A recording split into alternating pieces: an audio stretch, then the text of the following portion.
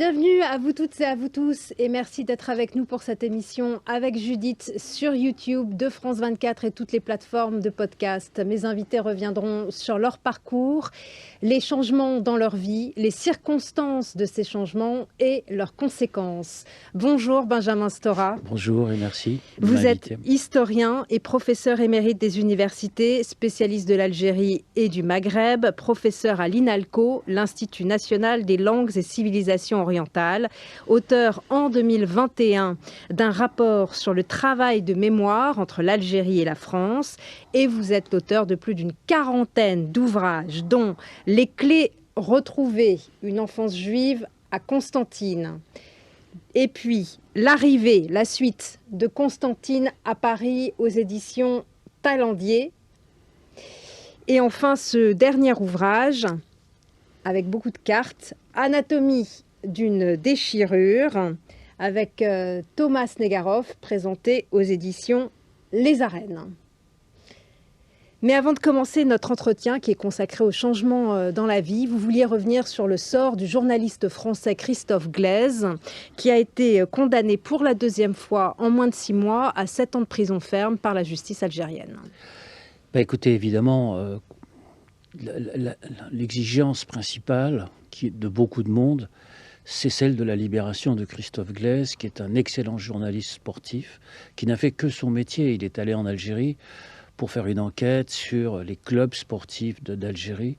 Donc la place d'un journaliste sportif, d'un journaliste tout court d'ailleurs, n'est sûrement pas en prison, parce que déjà que la liberté de la presse est suffisamment attaquée de par le monde, pour ne pas encore rajouter ce genre d'attaques, de critiques.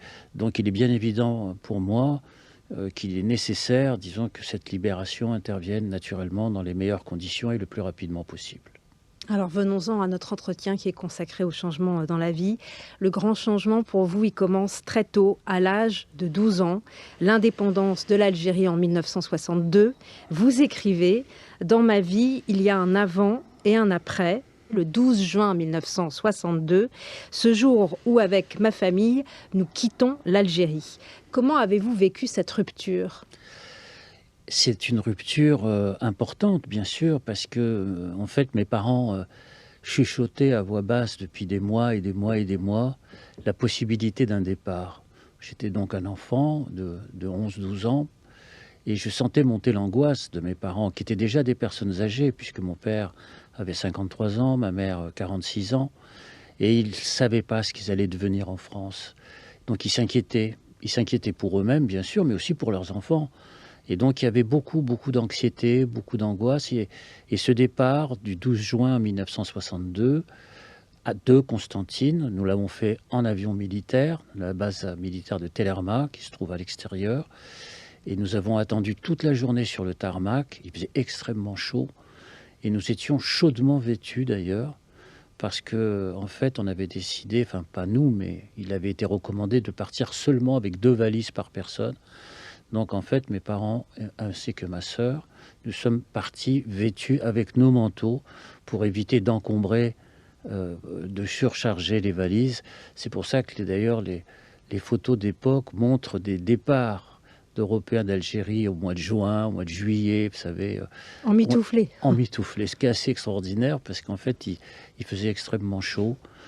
Et nous sommes montés à la nuit tombante dans cet avion, où tout le monde était silencieux, beaucoup de personnes pleuraient, parce qu'en fait, il y avait quand même la sensation, dans ce départ, le fait que c'était un départ sans retour. Parce que ça faisait trop longtemps, trop de mois de discussions nocturnes, très souvent, parce que les parents attendent que les enfants s'endorment pour aborder les choses très graves, parce qu'ils ont l'illusion de croire que les enfants n'entendent pas, ce qui est naturellement faux.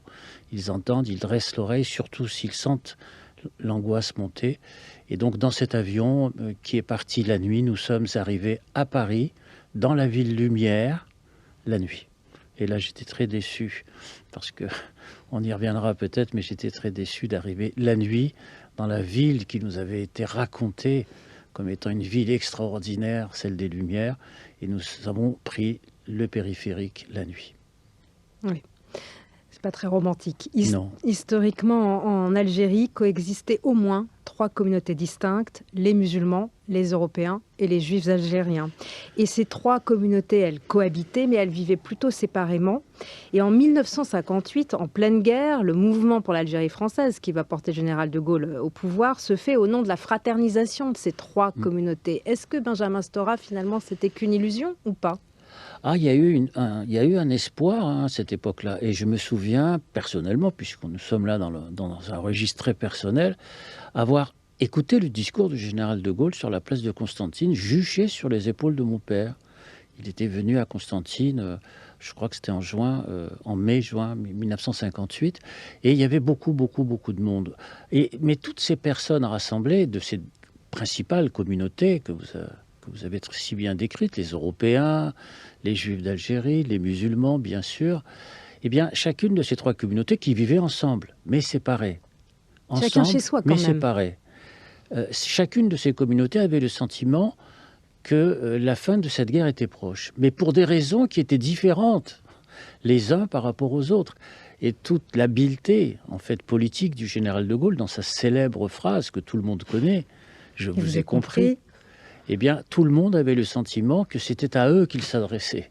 C'était ça, toute l'habileté, C'était très ambigu. Toute l'ambiguïté et tout le génie politique, en fait, qu'il exprimait là, c'est-à-dire qu'y compris dans la ville de Constantine, qui est une ville très importante dans l'histoire de l'Algérie, eh bien, le général de Gaulle s'adressait à ces 3 principales communautés en leur disant également, vous allez voir, je vais lancer un très grand plan de développement et chacun pourra trouver sa place dans une Algérie nouvelle. Mais cette Algérie nouvelle, en 1958, on ne pouvait pas soupçonner qu'elle puisse devenir un jour indépendante. Alors les Algériens musulmans l'espéraient, quant aux Européens d'Algérie et les Juifs d'Algérie, eux aussi l'espéraient. Et donc il y avait cette espèce d'ambiguïté qui existait à travers, disons, l'ensemble et qui traversait l'ensemble des grandes communautés qui composaient, disons, la société d'Algérie. Il y avait aussi les Kabyles. Alors évidemment, l'Algérie, vous savez, c'est un immense pays que j'ai découvert en fait après coup, lorsque j'ai travaillé sur l'histoire de ce pays, parce que lorsque j'y vivais, lorsque j'y suis né en 1950, en fait, je connaissais surtout ma ville de Constantine, je connaissais mon quartier, le quartier juif de Constantine, quartier judéo-musulman, et puis je connaissais la plage où on allait se baigner, parce que Constantine n'est pas une ville de mer, il fallait prendre le bus et aller à la plage. C'était la ville de Philippeville, Skikda aujourd'hui, mais la plage portait le nom de Stora, mon nom à moi. J'étais très fier d'ailleurs que la grande plage portait mon nom. Et je dis cela parce que, en fait, j'ai découvert véritablement l'immensité de l'Algérie que lorsque j'ai commencé à y être invité et à travailler sur cette histoire. Et là, je me suis aperçu que c'était plus qu'un pays, une sorte de continent. Entre les montagnes kabyles, le Mzab, le désert, l'immensité du désert algérien que j'ai découvert, bien sûr, et puis les villes, les grandes villes, la ville d'Alger, que je ne connaissais pas, que j'ai découvert après coup, la ville d'Oran, bien entendu, et puis toute une série de villes intermédiaires, et puis aussi les villes berceaux de ma famille. Les villes berceaux de ma famille, en fait, c'est les Aurès. Parce que la famille Stora est originaire des Aurès, et donc la ville de Khenchela. C'est un massif montagneux ? C'est un immense massif, très beau, un très beau massif montagneux, les Aurès, qui a été immortalisé dans un film très célèbre de René Vauthier, Avoir 20 ans dans les Aurès. Là, il faisait référence aux jeunes soldats français qui ont été combattre en Algérie. Donc les Aurès, c'était aussi le lieu du déclenchement de la guerre d'Algérie. C'est là que les premiers coups de feu ont été tirés contre la présence française dans les Aurès. Et ma famille, la famille Stora, est originaire des Aurès. C'est-à-dire que le frère de mon grand-père était le maire de la ville de Khenchela. Donc c'était une ville très importante, une sorte de capitale des Aurès. Et lorsque j'y suis allé, je suis retourné bien plus tard, c'est-à-dire en 2004, avec mon fils, notamment mon fils Raphaël. J'ai reçu un accueil d'ailleurs extraordinairement chaleureux des Algériens qui connaissaient très bien la famille Stora. Alors la guerre a réduit les différentes communautés algériennes à 2 camps, les musulmans d'un côté et les pieds noirs de l'autre. Pour beaucoup de ces pieds noirs, dont les juifs algériens, vous écrivez que la France, c'était notre patrie, mais ce n'était pas notre pays. Expliquez-nous. Ah oui, c'est très compliqué. C'est très compliqué parce que les Juifs d'Algérie, comme vous le savez, ont été faits français par le fameux décret Crémieux de 1870. Mais pour autant, s'ils étaient français, ils avaient la pleine citoyenneté, à la différence des Algériens musulmans. Qui, eux, avaient le statut d'indigénat. Qui ont conservé le statut d'indigénat, donc ils n'avaient pas la pleine citoyenneté. Ce n'est que progressivement qu'ils ont accédé, disons, au droit de vote dans des lois très compliquées, différentes. La loi Jonard, 1919, les ordonnances de 1944, de Gaulle, puis ensuite les votes de 1958. Mais les Algériens musulmans n'avaient pas, disons, le plein exercice de la citoyenneté. Mais les Juifs, oui. Mais pour autant, par conséquent, s'ils appartenaient à cette nouvelle nation française, ça ne voulait pas dire pour autant que l'assimilation culturelle était totale. C'est-à-dire la fin de leur histoire pluriséculaire sur cette terre algérienne, puisque les Juifs d'Algérie étaient présents sur cette terre depuis pratiquement 2000 ans d'histoire. Ce que je raconte évidemment dans un certain nombre de mes ouvrages. C'étaient des Juifs berbères, des Juifs qui ont été ensuite, entre guillemets, arabisés, par la langue arabe, bref, qui ont connu cette histoire, qui ont traversé cette histoire. Et donc, ils n'ont pas pu s'arracher à cet Orient, à cette terre d'Afrique du Nord, de manière instantanée, par le biais de la citoyenneté. Il a fallu pratiquement attendre la fin de la Première Guerre mondiale pour qu'ils abandonnent, par exemple, le costume indigène. Je prends l'exemple de mes grands-parents, par exemple, de mon grand-père et de ma grand-mère, dans une photo de 1914, on les voit habillés en costume indigène, comme on disait, en fait, en costume ottoman. C'est-à-dire que là, c'était des bijoutiers, là c'était la famille Zaoui, c'est la famille de ma mère. Ils étaient habillés en costume ottoman qu'ils ont abandonné. Mon grand-père l'a abandonné pour un costume européen, après, en 1920-1930, mais pas ma grand-mère maternelle, qui a conservé son costume traditionnel, ma grand-mère maternelle, qui ne parlait qu'en arabe. Pas un mot de français. Pas un seul mot de français. Et du coup, votre famille, elle était profondément juive oui. Algérienne, à la fois du côté de votre père et de votre mère. Vos parents, ils parlent arabe. On l'a dit, votre grand-mère maternelle, elle parle que l'arabe et pas un mot de français. Est-ce que ça explique, est-ce que c'est l'une des raisons qui fait que votre père ait longtemps hésité avant de partir et n'a quitté l'Algérie que 20 jours avant l'indépendance? Pourquoi si tard ? Absolument, vous avez parfaitement résumé. L'ancrage de mon père, de sa famille, était si profond, si puissant, je veux dire, à l'intérieur de l'Algérie. Mon père avait aussi cette particularité, c'est que c'est un intellectuel qui avait fait ses études en arabe littéraire. Il avait passé son baccalauréat en arabe littéraire avec un autre professeur d'histoire d'arabe qui s'appelait Lantin. Et il avait fait ses études de droit à la faculté d'Alger. Mais il s'était spécialisé en droit musulman, c'est-à-dire la charia, ce qui aujourd'hui fait peur. Donc il est arrivé en France avec ce diplôme de droit musulman, naturellement qui ne lui a pas servi à grand-chose. Tout ça pour vous dire que, originaire des Aurès, faisant ses études en arabe littéraire, profondément attaché à la tradition juive, ça fait beaucoup de choses compliquées, différentes, et en même temps d'attachement à une histoire plurielle, à une histoire compliquée, l'histoire de la berbérité, l'histoire du judaïsme, l'histoire de la langue arabe aussi, conçue à la fois comme une langue civilisationnelle, une langue de communication. Il y a tout cet ensemble-là, dans une ville en plus, Constantine, qui était une ville judéo-musulmane fondamentalement, avec des grands chanteurs, dont l'un très important, on va en parler, Raymond Léris, tonton Raymond, dit Enrico Macias. Absolument. Et qui a été assassiné en juin 1961. Donc mon père était très attaché à cette histoire. Mais ma mère aussi, bien sûr. Ma mère aussi, qui était d'une famille de bijoutiers juifs de Constantine. Ma mère parlait bien sûr l'arabe de la rue, alors que mon père, lui, c'était l'arabe littéraire. C'était compliqué quand même. Et donc on a par conséquent cette façon de concevoir l'avenir qui ne pouvait pas être le départ d'Algérie pendant très longtemps. Il a fallu attendre pratiquement la fin de cette histoire, c'est en 61, pratiquement l'année 61-62, pour qu'ils envisagent le départ. Mais ils ne l'envisageaient pas. Pour eux, il y avait, disons, cette éternité d'appartenance à une histoire algérienne qui s'est brusquement cassée, interrompue, en l'espace seulement d'un an ou deux. La déchirure C'est-à-dire le départ, la décision du départ a été très tardive en fait. Ce que je raconte dans le livre, c'est très très tardif. C'est-à-dire que ça a été à ce point tardif que mes parents n'avaient plus le fameux cadre en bois où on pouvait mettre l'ensemble de ses affaires pour partir. Et lorsqu'ils ont pris la décision du départ, ils n'avaient plus ce fameux cadre en bois.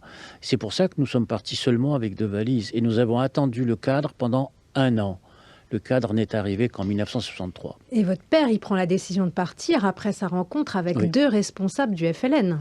Tout à fait, parce qu'il les connaissait très bien sûr.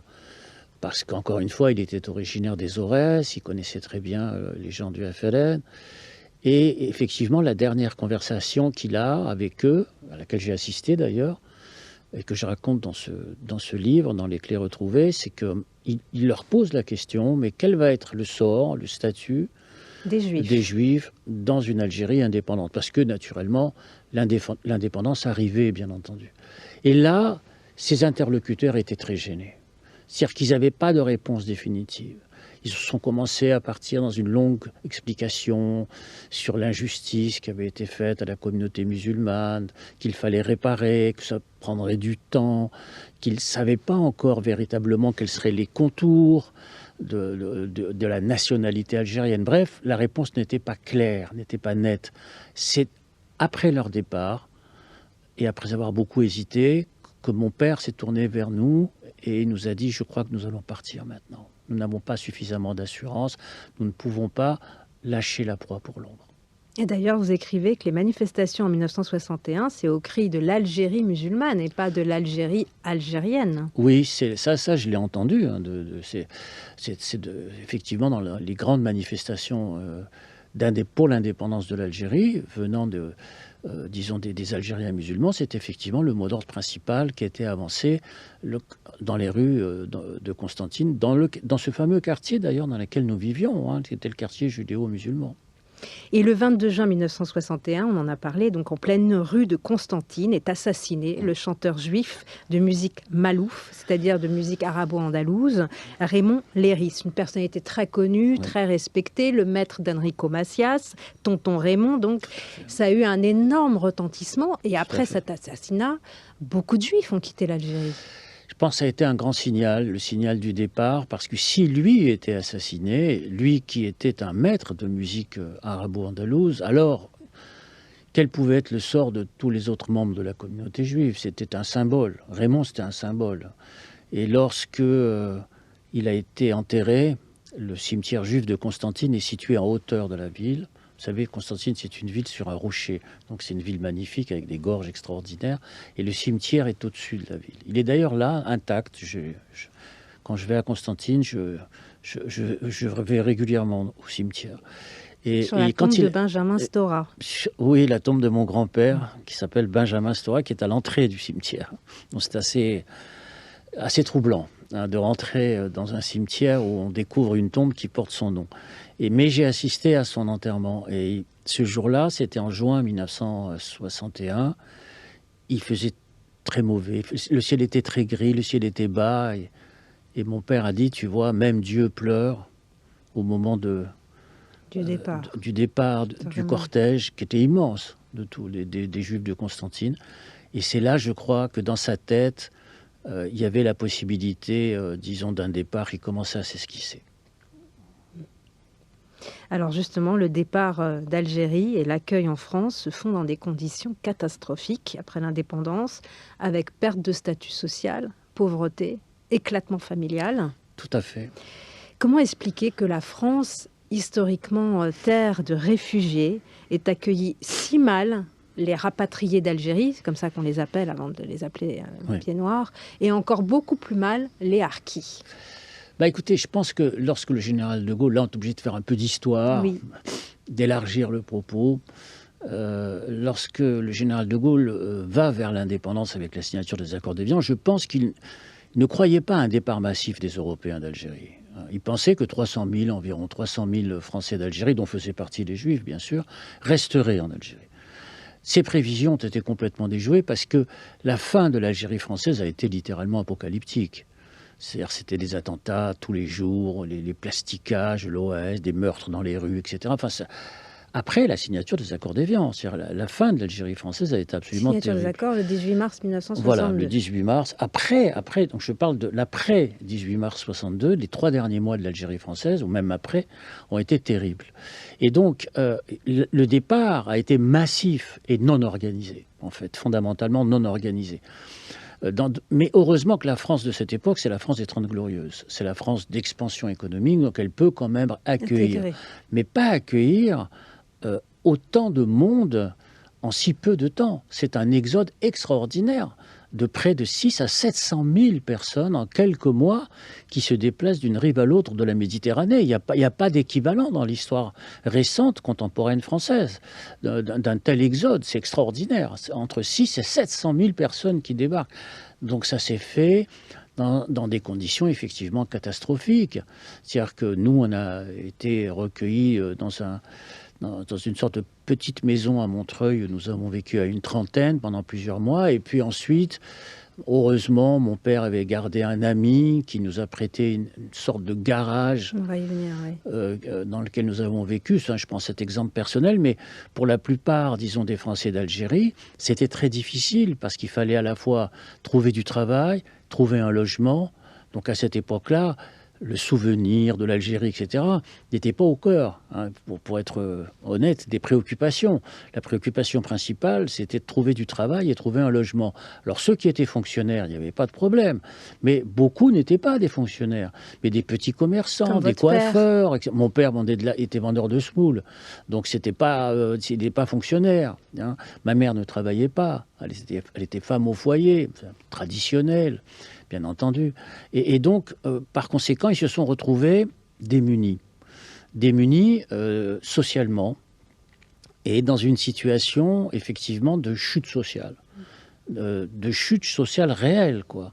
J'allais presque dire, même, je l'ai écrit dans le livre L'Arrivée, de pauvreté sociale. Mais avec ce paradoxe absolument incroyable, c'est que cette situation de pauvreté sociale, elle s'est installée où nous vivions, c'est-à-dire le 16e arrondissement de Paris. Ça, c'est absolument incroyable. Et justement, on y arrive. Donc, à 13 ans, vous vivez dans une sorte de garage, de hangar froid et humide dans le 16e arrondissement. Alors, c'est un changement radical par rapport à Constantine. Oui. Le silence, la solitude. C'est un changement extraordinaire parce que nous sommes passés d'un quartier, j'allais presque dire, extrêmement bruyant, avec beaucoup de musique, beaucoup d'animation dans les rues, parce que les gens sortaient beaucoup le soir, parce qu'il fait très chaud dans la journée, donc les gens sortent le soir. Et puis tout d'un coup, on arrive dans le 16e arrondissement de Paris, dans cette espèce de garage dans lequel nous avons vécu pendant 2 ans. Là, c'est le silence. Le silence de l'avenue Mozart, c'était rue de Livette, entre l'avenue Mozart et la rue du Docteur Blanche. Et le silence, la distance aussi. Le peu de sociabilité qui existe entre les personnes, alors que mes parents et ma mère, par exemple, avaient l'habitude de parler avec tout le monde dans les rues. Elle connaissait tout le monde. Et là, quand elle sortait dans la rue, je me souviens de cette phrase, je crois que je l'ai reproduite, et elle regardait autour d'elle et elle disait « pas une tête connue ». Et elle était extraordinairement triste de ça, elle était très dépressive, vous savez, sa situation est très bien racontée dans des films, dont l'un en particulier m'a particulièrement marqué, qui est le film d'Alexandre Arcadi, bien sûr, Le Coup de Sirocco, Marthe Villalonga, avec Roger Hanna. Et je me suis retrouvé là, j'ai retrouvé cette femme dépressive qui était ma mère. Et ensuite, nous avons obtenu un HLM après 2 ans d'attente que nous avons eu à Sartrouville, c'est-à-dire dans la lointaine banlieue parisienne, dans les nouveaux HLM qui étaient construits à cette époque-là. Et entre-temps, donc, j'ai été scolarisé à Janson-de-Sailly. Alors, à Janson-de-Sailly, vous découvrez la honte sociale et l'antisémitisme culturel français, parce que vous entendez pour la première fois l'expression « radin comme un juif ». Oui, absolument. Je découvre une forme d'antisémitisme, entre guillemets, européen, français, je ne sais pas quel terme utiliser, avec des phrases comme « fais pas le juif »,« radin comme un juif », et puis surtout, Stora, j'espère que tu n'es pas juif, parce que c'est quoi ce prénom? Parce que moi, je portais le prénom de Benjamin. porter un prénom comme celui-là en 1962, c'est très rare. Aujourd'hui, tout le monde s'appelle Benjamin. Mais en 62, c'était très, très, très rare, rarement porté. Et donc, on me disait, tu n'es pas juif au moins, Benjamin? Et moi, je répondais, non, non, non, pas du tout. Mais j'avais cette espèce de peur, de honte, de dissimulation, disons, de quelqu'un qui, en fait, appartenait, sans le dire, à une famille de réfugiés, en fait, fondamentalement. C'est ça qui est extraordinaire, Ouais, alors que nous étions français. Ouais. Alors que nous étions complètement français, bien entendu, que mon père chérissait la culture française, même s'il avait été naturellement, il avait fait ses études en arabe littéraire. Donc il y avait par conséquent cette espèce de décalage qui m'a conduit au silence aussi, et donc à la dissimulation des origines, et donc de gommer son accent, parce qu'évidemment on avait un accent absolument très fort. Hein. Je pense qu'aujourd'hui, je l'ai perdu, j'espère, oui. Mais je ne sais pas depuis le temps. Mais il fallait gommer cet accent, il fallait se taire le plus, ne pas se faire remarquer au maximum. Enfin bref, c'est un peu la vie que mènent les enfants d'immigrés, en fait. Ouais. Fondamentalement, c'est cette même vie, mais avec une différence, c'est que nous étions français, bien entendu. L'extrême droite antisémite, cela dit, ce que vous dites, vous entendez pour la première fois cette expression radin comme un juif, mais l'extrême droite antisémite, elle existait en Algérie. Il y a eu Édouard Drummond, député d'Alger, le pogrom en 1934 à Constantine, le maire européen Morino antisémite. Tout à fait.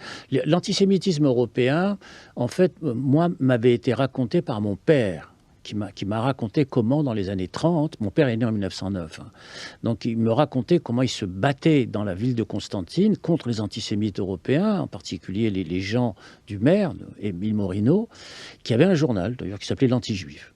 C'était clair, c'était net, et la campagne que menait Morino était très simple, abrogation du décret Crémieux. Voilà, il fallait que les Juifs retournent dans leurs conditions d'indigènes. Et donc, qui sera abrogé en 1940. Qui sera abrogé par Pétain.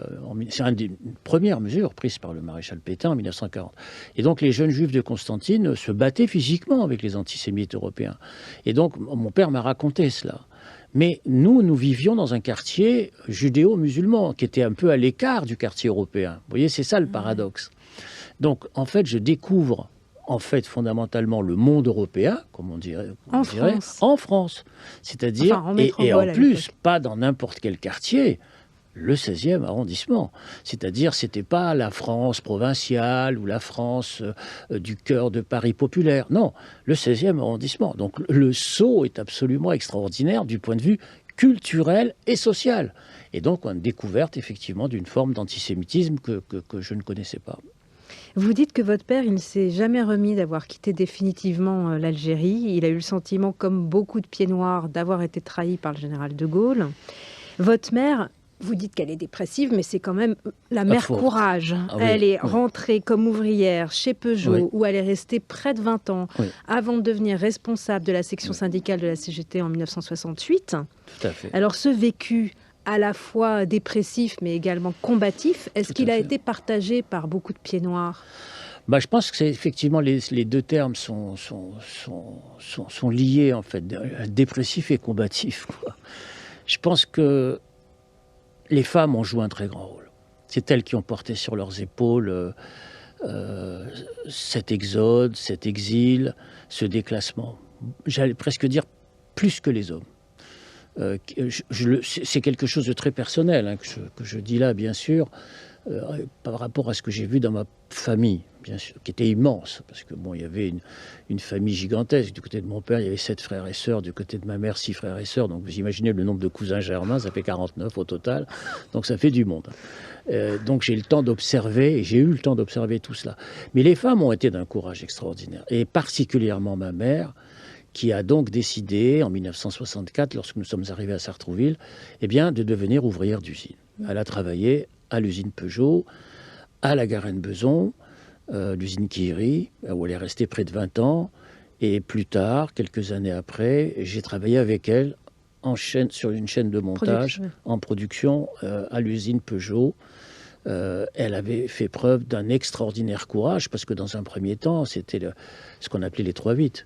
C'est-à-dire qu'il fallait se lever le matin ou inversement travailler la nuit. Et puis en même temps, elle voulait absolument conserver la pratique des traditions juives culinaires. Car chaque fête juive correspond à la fabrication d'un plat singulier, spécifique. Les fêtes de Pâques, les fêtes de Kippour, de Rosh Hashanah, etc.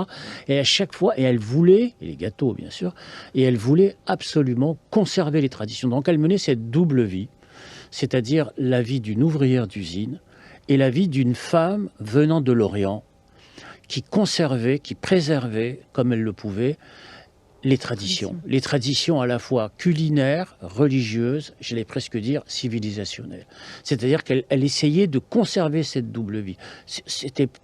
Quand j'y pense aujourd'hui, elle est décédée maintenant, mais quand j'y pense, elle a fait preuve d'un courage absolument extraordinaire de porter cette double vie en elle. Je veux dire, beaucoup plus quelque part que mon père. Ça me paraît assez évident. Et alors, vous aviez la certitude que l'intégration passait par la réussite scolaire. Oui. Et cette certitude ne vous a jamais quitté, y compris dans votre période militante trotskiste de l'après 68 ? Oui, parce que en ayant travaillé à l'usine et puis en voyant la situation sociale de mes parents, j'étais un boursier de l'enseignement secondaire, puis ensuite boursier de l'enseignement supérieur. Je savais qu'il n'y avait pas d'autre possibilité pour moi que la réussite scolaire. C'était le seul échappatoire possible. Il n'y en avait pas d'autre. Et donc, je me suis lancé dans le fait de réussir ces études, y compris en militant. Et j'allais presque dire en menant une double vie, décidément. C'est-à-dire à la fois d'être un militant politique, j'allais presque la journée, ou plutôt la nuit, et puis en même temps un étudiant qui ne lâche pas ses études. J'ai pas lâché mes études. J'ai continué mes études à l'université de Nanterre. J'ai travaillé aussi beaucoup en usine avec ma mère, et en même temps je militais.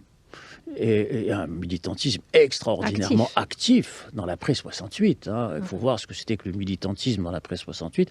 Donc comme ma mère, d'ailleurs, quelque part, il y avait cette façon d'essayer de concilier, combiner toutes ces vies en même temps. C'est-à-dire l'entrée dans la société française par le militantisme politique, c'est-à-dire que grâce à la politique, je découvrais une autre France, une France solidaire, une France républicaine, une France révolutionnaire, etc. Mais en même temps, j'essayais d'assurer mes arrières, entre guillemets, sociales, par le biais des études, de la scolarité, des concours, de ne pas lâcher prise. C'était vraiment, pour moi, c'était fondamental. Il fallait, et j'ai eu de la chance parce que j'ai été encouragé. Lorsque j'étais à la faculté de Nanterre, j'ai été quand même encouragé par des profs qui m'avaient remarqué, comme on dit, repéré, dont je citerai 2 noms principalement qui m'ont beaucoup aidé. René Raymond, qui était président de l'université de Nanterre, qui me connaissait bien parce qu'il me connaissait comme militant politique révolutionnaire. Et un jour, il m'a pris, il m'a dit « Mestora, vous qui êtes tout le temps pour la révolution, pourquoi est-ce que vous travaillez jamais sur la révolution algérienne ?» C'est René Raymond. Et Jean-Pierre Rioux, que j'aimais beaucoup, qui est décédé aussi cette année malheureusement, et qui est devenu mon directeur de maîtrise. Donc René Raymond et Jean-Pierre Rioux m'ont, disons, poussé à poursuivre mes études, en particulier dans le domaine de la recherche sur l'Algérie. Et du coup, c'est par le militantisme aussi que vous découvrez l'histoire qui deviendra à la fois une passion et votre métier. Votre premier travail historique porte sur le nationalisme algérien et la personnalité de Messali Hadj, leader du MNA, le mouvement national algérien, opposé au FLN. La figure de Messali Hadj, elle a été pendant longtemps occultée en Algérie. C'est une figure qui a été mise au secret par l'histoire officielle algérienne, l'histoire... disons, qui était développée après l'indépendance de l'Algérie. Donc, moi, c'est ça qui m'a fasciné aussi, parce que c'était la figure d'un homme qui avait été un des pionniers, mais qui avait été mis au secret. C'était lui aussi un vaincu de l'histoire, quelque part. Donc, j'ai pu m'identifier quelque part aussi à ce parcours extraordinaire qui était celui de Messali. Et grâce à sa fille, Janina, j'ai eu accès à ses mémoires qu'il a rédigées à la fin de sa vie, sur des petits cahiers d'écoliers et qu'elle m'a prêté. Et grâce, disons, à ces petits cahiers d'écoliers, j'ai pu préparer ma thèse d'histoire sous la direction de Charles Robert Ageron, qui était un grand spécialiste de l'histoire de l'Algérie. Et cette thèse que j'ai soutenue sur un personnage qui était totalement mis au secret et occulté par l'histoire officielle algérienne, ce qui n'est plus le cas aujourd'hui. Et votre travail porte sur l'histoire longue de l'Algérie, Benjamin Stora, notamment depuis les horreurs de la conquête et les enfumades du maréchal de Saint-Arnaud. Un passé mal connu des Français, mais pour le coup bien connu des Algériens. Ah, bah c'est tout le problème. C'est-à-dire qu'en Algérie, c'est un passé, celui de l'origine de la pénétration coloniale française, qui est très très bien connu, très enseigné, mais totalement méconnu en France, parce qu'on a le sentiment, et on a conservé ce sentiment pendant très longtemps, que la France avait apporté les Lumières et la civilisation en Algérie. Et on découvre, plus on s'éloigne de cette histoire, et plus on s'en rapproche. C'est-à-dire, et plus on découvre en fait que cette histoire a été pas celle tout simplement comment dirais-je, de l'apport de civilisation, de la République, des Lumières, etc. Mais ça a été la période d'une conquête terrible, un peu semblable à la conquête de l'Ouest aux États-Unis, mais qui a fait l'objet aux États-Unis de nombreux films qu'on connaît tous, mais en France, non. L'histoire de la conquête n'a pas été racontée, n'a pas été montrée aussi. Au cinéma en particulier, à la télévision, il y a très peu de romans aussi, il y a très très peu de littérature là-dessus. Et donc tout le 19e siècle est très peu connu. Donc je me suis effectivement attaché à comprendre qu'est-ce qui s'était passé dans les origines de cette histoire qui ont pu aboutir à cette guerre sanglante d'Algérie et qui s'est terminée par le départ de ma famille. C'est-à-dire que pour cela, il fallait remonter pour moi. Il y avait une espèce de quête des origines. Et cette quête des origines, elle m'obligeait à remonter dans les Aurès, dans la Kabylie, dans l'Algérie profonde et au 19e siècle. Dans La gangrène et l'oubli, votre ouvrage, vous parlez du refoulé. Oui, La gangrène et l'oubli, c'est un ouvrage que j'ai publié en 1991, il y a 30 ans, plus de 30 ans, effectivement, où je me suis rendu compte que les Français connaissaient mal cette histoire. Elle n'était pas du tout enseignée à l'époque. Il faut se rappeler les années 80-90. C'était une histoire qui n'était pas assumée en tant que telle, qui était refoulée. Et donc la France vivait dans le déni de cette histoire. Donc il fallait forcer le blocus de cette amnésie. C'est ce que j'ai essayé de faire avec ce travail, La gangrène et l'oubli, donc. Et c'est vrai qu'aujourd'hui, nous n'en sommes pas, disons, au même point de connaissance de cette histoire, notamment lorsque le président de la République, Emmanuel Macron, m'a confié le soin de faire ce rapport. Finalement, vous n'avez cessé d'élargir votre champ de vision, qui est devenu multiple. Vous dites que votre identité, c'est des strates que l'on ajoute et aucune que l'on élimine. Français, juif, mais aussi judéo-arabe. Est-ce que vous diriez finalement universaliste ? Bah forcément, oui. C'est-à-dire que moi, je ne suis pas pour éradiquer les histoires, les supprimer. Je suis pour élargir l'histoire. Je suis pour plus d'histoire et pas pour moins d'histoire. Je ne suis pas pour déboulonner les histoires. Je ne suis pas pour les amputer, les histoires. Je suis pour les agrandir et pour essayer de faire en sorte qu'elles s'additionnent. Parce que c'est une richesse extraordinaire de les additionner les unes par rapport aux autres. D'avoir été élevé dans la langue arabe, c'est très important. D'avoir aussi été élevé dans la tradition juive orthodoxe, dans la ville de Constantine. C'est aussi important de connaître la Bible, c'est très important. C'est important de connaître les Lumières, la Révolution française et l'universalisme, c'est très important aussi. Et je ne vois pas pourquoi je m'amputerais, j'enlèverais. J'ai suffisamment vécu d'exil, de déchirures, pour ajouter les déchirures culturelles. C'est précisément parce que j'ai connu toutes ces déchirures que j'ai envie à chaque fois d'additionner, de remplir d'histoire, plutôt que de m'amputer d'histoire. Parce que dans les exils, malheureusement, on nous somme de nous amputer des histoires antérieures, ce que je ne veux pas faire. Moi, je veux au contraire les agrandir, les enrichir. Vous pensez que la recherche historique la plus objective possible permettra de réconcilier les mémoires et de dépasser les déchirures. Alors beaucoup de gestes ont été accomplis, notamment par les présidents Emmanuel Macron et François Hollande. La reconnaissance par l'armée française de l'assassinat de Maurice Audin, d'Ali Boumengel, de Larbi Ben Midi, et puis la dénonciation de la répression meurtrière des manifestations pacifiques du 17 octobre 1961. Ces gestes, ils sont importants et ils semblent semble pas modifier les relations et les rapports en ce moment avec le gouvernement algérien. Moi, je pense que ces gestes qui sont très importants, il faudra en tenir compte et les préserver pour l'avenir. Parce que c'est vrai, vous avez raison, aujourd'hui les rapports sont pas très bons, pour ne pas dire plus, entre la France et l'Algérie, ils sont pas bons. Mais ils ont été accomplis, ces gestes. Moi, mon objectif, c'est la préservation de ce qui a été acquis pour l'avenir, pour les jeunes générations. Il y a ces gestes dont vous avez parlé qui étaient mes préconisations, en fait. Mais il y a aussi, par exemple, un autre patrimoine qui est menacé de disparition, c'est le patrimoine commun civilisationnel judéo-musulman. Sous l'effet du conflit israélo-palestinien, malheureusement, ce patrimoine risque d'être complètement détruit. L'objectif qui est le mien dans ma vie, maintenant que je commence à être un petit peu vieux, à 75 ans quand même, c'est d'essayer de faire en sorte, non pas d'avancer, de découvrir de nouvelles choses, mais plutôt, disons, de préserver ces acquis. Les acquis mémoriels, les acquis de civilisation commune, ça me paraît tout à fait important. C'est un peu ce que disait Albert Camus dans son discours de Stockholm.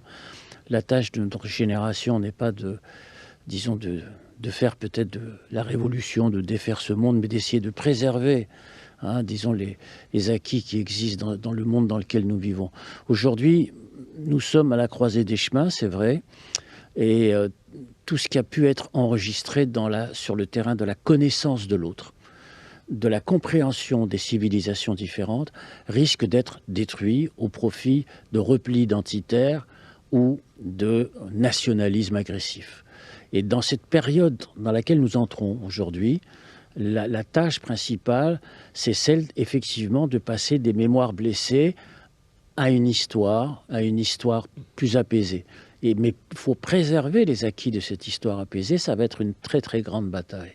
Et quel peut être votre rôle justement actuellement pour la réconciliation entre la France et l'Algérie ? Moi, mon rôle, je pense avoir essayé d'avoir un rôle jusqu'à présent. Encore une fois, mon rôle, ça peut être que d'essayer de préserver cela à travers, disons, mes écrits, mes livres, des structures. Il y a une commission mixte qui a été mise en place, je ne sais pas si elle existera encore, de faire en sorte que historiens français, algériens, et pas simplement algériens, mais d'autres pays anciennement colonisés puissent travailler ensemble, que les passerelles, que les ponts puissent rester. J'appartiens à une ville, je suis issu d'une ville, c'est la ville des Ponts, la ville de Constantine qui est sur un rocher. Eh bien, moi, mon objectif, c'est d'essayer de garder ce fil de la continuité historique des passerelles. C'est ça mon objectif. Merci infiniment, Benjamin Stora, d'être venu. Merci pour votre éclairage et ce retour sur votre vie. Et merci à vous tous de votre attention. On se retrouve très vite sur France 24 et vous pouvez retrouver cette émission sur YouTube de France 24 et toutes les plateformes de podcast. Merci à vous tous.